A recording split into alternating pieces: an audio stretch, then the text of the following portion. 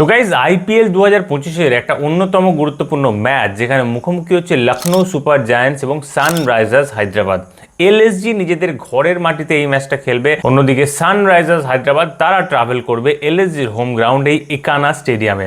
এবং এই মুহূর্তে দাঁড়িয়ে সানরাইজার্স হায়দ্রাবাদ তারা তো আইপিএল থেকে ছিটকে গেছে, কিন্তু লখনৌ সুপার জায়ান্টসের কাছে এই ম্যাচটা কিন্তু অনেক বেশি গুরুত্বপূর্ণ এবং ডু অর ডাই ম্যাচ। তার কারণ হচ্ছে 11টা ম্যাচের মধ্যে লখনৌ সুপার জায়ান্টস 5টা ম্যাচে জিতেছে, 6টা ম্যাচে হেরেছে, বাট এই ম্যাচটা তাদের কাছে জেতা অনেক গুরুত্বপূর্ণ, কারণ 3টে ম্যাচ তাদের বাকি এবং এই 3টে ম্যাচে যদি তারা জিততে পারে তারা পৌঁছে যাবে 8টা জয় দিয়ে, এবং 8টা জয় হয়ে যাওয়া মানে 16 পয়েন্ট তাদের হয়ে যাবে এবং 4 নম্বর জায়গাটার জন্য মোটামুটিভাবে তারা লড়াই করতে পারে, সেখান পর্যন্ত পৌঁছতে পারে। বাট ডিপেন্ড করছে বাকি দলগুলো যাতে পরাজিত হয়, যেমন মুম্বাইয়ের পরাজয় তারা চাইবে, পাশাপাশি আরও বাকি সমস্ত দলের দিকেও কিন্তু তাদেরকে তাকিয়ে থাকতে হবে। বাট স্টিল নিজেদের জয়টাও দরকার এবং এই ম্যাচটা এলএসজি যে কোনো মূল্যে জিততে চাইবে নিজেদের হোম গ্রাউন্ডে দাঁড়িয়ে। তো এবার এই দুটো দলের হেড টু হেড কি রেকর্ড আছে, পিচ রিপোর্ট কি আছে এবং প্লেইং ইলেভেনে কি কি পরিবর্তন রয়েছে, কোন দল এই ম্যাচে এগিয়ে, বিস্তারিত আলোচনায় যাব। তবে সবার প্রথমে লখনৌ সুপার জায়ান্টসের বর্তমান রেকর্ডটা আমরা দেখে নেব। তো এলএসজি বিগত 5টা ম্যাচের মধ্যে 4টে ম্যাচে পরাজিত হয়েছে এবং লাস্ট 3টে ম্যাচে তারা লাগাতার পরাজিত হচ্ছে একের পর এক। মুম্বাইয়ের সামনে তারা পরাজিত হয়েছে, পাঞ্জাবের সামনে পাঞ্জাবের হোম গ্রাউন্ডে গিয়ে পরাজিত হয়েছে, অন্যদিকে চেন্নাই সুপার কিংসের সামনে নিজেদের ঘরের মাটিতে পরাজিত হয়েছে এবং অন্যদিকে একটা মাত্র ম্যাচ তারা এর মধ্যে জিতেছিল, যেটা ছিল রাজস্থানের বিরুদ্ধে মাত্র 2 রানে। সেই ম্যাচটাও রাজস্থানের জেতা ম্যাচ, 12 বলে 18 রান দরকার ছিল, সেই রানটা রাজস্থান করতে পারেনি। এবং এই সিজনে রাজস্থান যে কোনোভাবে হারার রাস্তা খুঁজে নেবে এটাই ফ্যাক্ট, এবং সেই কারণেই সেদিনে ম্যাচটা জিততে পেরেছিল এলএসজি। আদারওয়াইজ যে টাইপের ক্রিকেট এলএসজি খেলছে, লাগাতার যে তারা একের পর এক ম্যাচ হারছে, এটা কিন্তু খুব একটা অবাক করা বিষয় নয়, তার কারণ এই দলটা বিভিন্ন রকম প্রবলেমের মধ্যে রয়েছে। অন্যদিকে সানরাইজার্স হায়দ্রাবাদের যদি আমরা বর্তমান রেকর্ডটা দেখি, তো গত ম্যাচে তারা দিল্লিকে মাত্র 133 রানে বান্ডিল করে দিয়েছিল, কিন্তু তার সত্ত্বেও বৃষ্টির কারণে ম্যাচটা ভেস্তে যায়।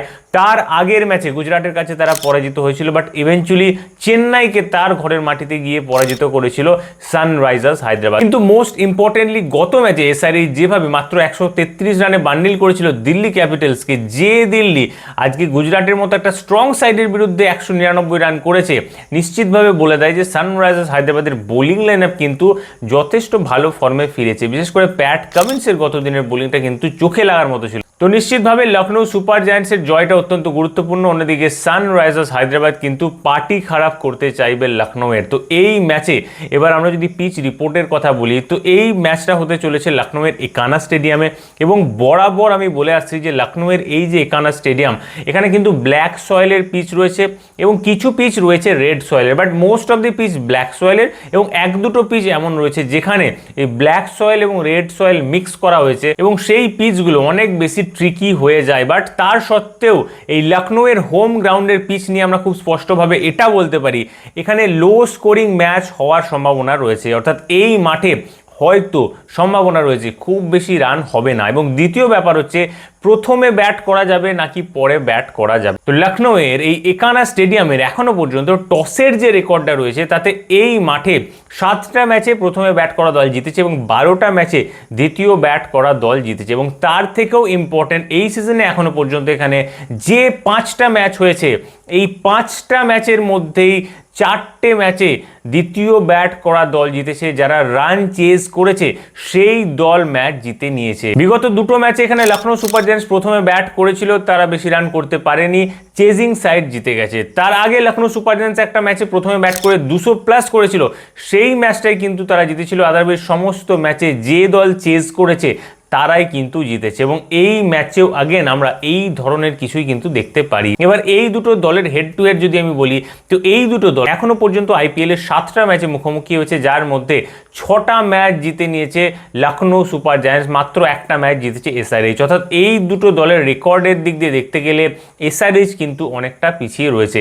দ্বিতীয় যে বিষয়টা এখানে রয়েছে সেটা হচ্ছে যে সানরাইজার্স হায়দ্রাবাদ এবং এলএসজি এখনো পর্যন্ত এই সিজনে একবার অলরেডি মুখোমুখি হয়েছিল, সেটা হয়েছিল এসআরএইচ এর home ground Rajiv Gandhi international stadium হায়দ্রাবাদে, এবং সেই ম্যাচে 190 রানের কাছাকাছি করেছিল এসআরএইচ, যেটা খুব সহজে চেস করে দেয় লখনৌ সুপার জায়ান্টস, যেখানে যেখানে 26 বলে 70 রান করেছিল নিকোলাস পুরান, যে নিকোলাস পুরান বিগত 4-5টা ম্যাচ ধরে কোনো রান করছে না, আর যার কারণে প্রতিটা ম্যাচে পরাজিত হচ্ছে কিন্তু লখনৌ সুপার জায়ান্টস। বিগত ম্যাচে আয়ুষ বাদুনি, আব্দুল সামাদের থেকে কিছু ফায়ার আমরা দেখেছিলাম, but still Lucknow super giants প্রবলেমের মধ্যে রয়েছে। এসআরএইচ তো বরাবর প্রবলেম নিয়েই চলছে। তো এই মাঠের পিচ রিপোর্ট যদি এক লাইনে বলতে হয় তো এখানে নিশ্চিতভাবে লো স্কোরিং ম্যাচ হবে এবং যে দল রান চেজ করবে সেই দলের জেতার সম্ভাবনাটা অনেক বেশি হবে। এবার মাঠের স্ট্যাটস নিয়ে যদি আমি কথা বলি তো এই মাঠে এখনো পর্যন্ত এই সিজনে মাত্র একবার 200+ রান হয়েছে এবং যে দল সেই রানটা করেছিল এলএসজি, সেই দল সেদিন জিতেছিল। বাকি যে সমস্ত ম্যাচে 170,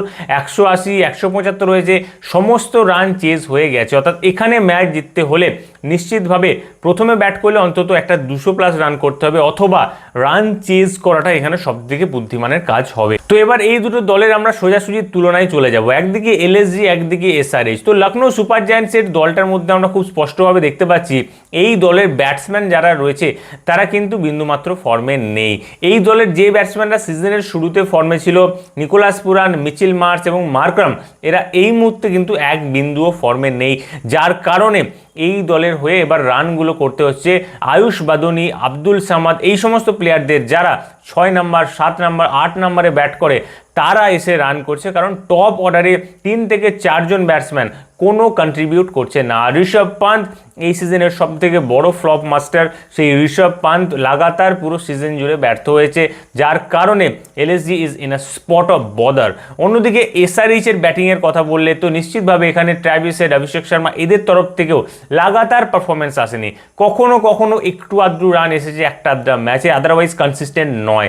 ঈশান কিষান তো একটা সেঞ্চুরি ছাড়া তার আর কোনো পারফরমেন্স এই সিজনে কিন্তু আমরা দেখতে পাইনি। হেনরিক ক্লাসেন নিজের জায়গা থেকে ভালো পারফর্ম করছে, বাট অ্যাগেন এসআরএইচ এর যে প্রবলেম সেটাও কিন্তু টপ অর্ডার। অর্থাৎ এই ম্যাচে এমন দুটো দল মুখোমুখি হতে চলেছে যে দুটো দলের মধ্যে কিন্তু টপ অর্ডারে ভয়ানক রকমের ব্যাটিং স্ট্রাগল আমরা দেখতে পেয়েছি। তাহলে এই ম্যাচের কোন দলের ব্যাটিং লাইন আপকে আমি এগিয়ে রাখবো?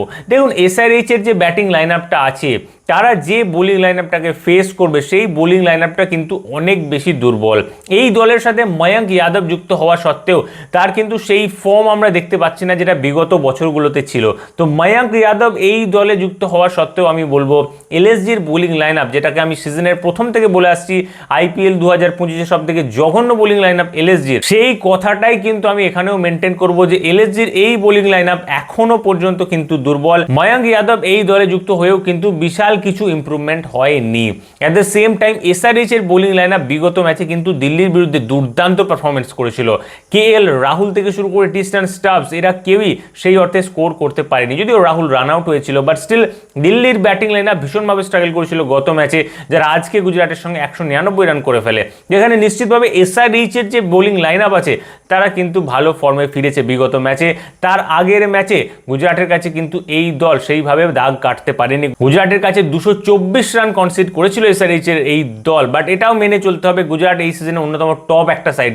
তাদের টপ অর্ডার যে পারফরমেন্সটা করছে যে কোনো দলকে এখানে কিন্তু সাফার করতে হতে পারে, এবং সেই জায়গাতে গিয়েই এখানে কিন্তু এসআরএইচ এর বোলিংটা সাফার করেছিল, যদিও তার আগের ম্যাচে চেন্নাইকে তার ঘরের মাঠে কিন্তু খুব সহজে হারিয়েছিল এসআরএইচ। তো দুটো দলের ব্যাটিং এর তুলনা করে মোটামুটি আমি একটা কনক্লুশনে আসতে পারি যে লখনৌ সুপার জায়ান্টসের ব্যাটিং লাইন আপ যে বোলিংটাকে ফেস করবে সেখানে কিন্তু প্যাট কামিন্স থেকে শুরু করে ঈশান মালিঙ্গা এবং হর্ষল পটেল এই বোলিং লাইন আপটা থাকবে, যেটা গত ম্যাচে ভালো পারফরমেন্স করে এসছে। অন্যদিকে এসআরএইচ এর ব্যাটসম্যানরা যে বোলিং লাইন আপটা ফেস করবে সেটা কিন্তু অনেক বেশি দুর্বল, ইনএক্সপিরিয়েন্স, ভীষণ রকমভাবে এই বোলারদের কিন্তু এক্সপিরিয়েন্সের অভাব আছে। ময়ঙ্ক যাদবও ফর্মে নেই।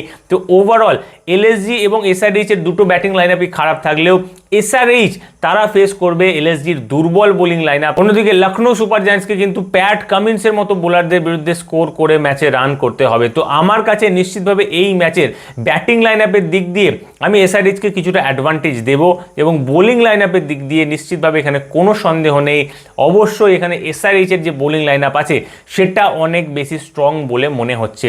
কারণ এখানে রবি বিষ্ণু এর মতো স্পিনার থাকলেও কিন্তু তার থেকে এই সিজনে একদমই পারফরমেন্স আসেনি, সেই বিষয়টাও আমরা আমরা কিন্তু দেখেছি। তো ওভারঅল ব্যাটিং এবং বোলিং দুটো দিক দিয়েই লখনৌ সুপার জায়ান্টসের থেকে সানরাইজার্স হায়দ্রাবাদ অনেকটাই এগিয়ে রয়েছে এবং সানরাইজার্স হায়দ্রাবাদের এই ম্যাচটা জেতার কথা। তবে ভিডিওর শুরুতে যে বিষয়টা বললাম যে এই মাঠে টস একটা বিশাল বড় বিষয় এবং যে দল টসে জিতবে সেই দল প্রথমে কিন্তু ফিল্ডিং করবে এবং যে দল ফিল্ডিং করবে সেই দলের জেতার চান্সটা অনেক বেশি। এই মাঠে কিন্তু রান চেস ভালো রকমভাবে হয় এবং প্রথমে ব্যাট করে জিততে হলে 200+ রান করতে হবে এবং এলএসজির যা ব্যাটিং চলছে, আপনার কি মনে হয় এলএসজি প্রথমে ব্যাট করে 200+ রান করতে পারবে? আমার কিন্তু মনে হচ্ছে না। তো এখানে লখনৌ সুপার জায়ান্টস যদি দ্বিতীয় ব্যাট করে রান চেস করে সেই ক্ষেত্রে কিন্তু লখনৌ সুপার জায়ান্টস ম্যাচটা জিতে যেতে পারে। অর্থাৎ এই মাঠে দুটো দলের মধ্যে আমি এসআরএইচকে এগিয়ে রাখছি, বাট স্টিল যদি এখানে এসআরএইচ টসে হেরে যায় প্রথমে ব্যাট করে তাহলে তারা কিন্তু ম্যাচে হেরে যেতে পারে। তো দুটো দলের মধ্যে কোন দল স্ট্রং কোন দল উইক তার থেকেও এখানে বড় ব্যাপার হয়ে যাচ্ছে টস। সুতরাং যে দল প্রথমে বোলিং করবে সেই দল এই ম্যাচে জিতবে বলে আমার মনে হচ্ছে। আপনার কি মনে হয় এই ম্যাচে কোন দল জিততে পারে? কোন দল স্ট্রং লাগছে এই মুহূর্তে, লখনৌ সুপার জায়ান্টস নাকি সানরাইজার্স হায়দ্রাবাদ? অবশ্যই সেটা কমেন্ট করে জানাবেন এবং আপনি যদি আমার চ্যানেলে নতুন হন তাহলে অবশ্যই চ্যানেলটাকে সাবস্ক্রাইব করে দিন যাতে আমার সমস্ত ভিডিও আপনার কাছ পর্যন্ত টাইমলি পৌঁছে যায়। এই ভিডিওটা এখানেই শেষ করছি, আবারও দেখা হচ্ছে পরের ভিডিওতে।